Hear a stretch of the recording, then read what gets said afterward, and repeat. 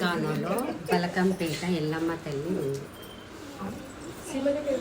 మన తెలంగాణలో వేములవాడ రాజరాజేశ్వర గుడి ఉంది. మన తెలంగాణలో జయ కొమరలి మల్లన్న ఉన్నాడు. మన తెలంగాణలో కొండగట్టు అంజన్న స్వామి ఉన్నారు. మా తెలంగాణలో ఉజ్జయిని మహంకాళి సికింద్రాబాద్లో ఉంది.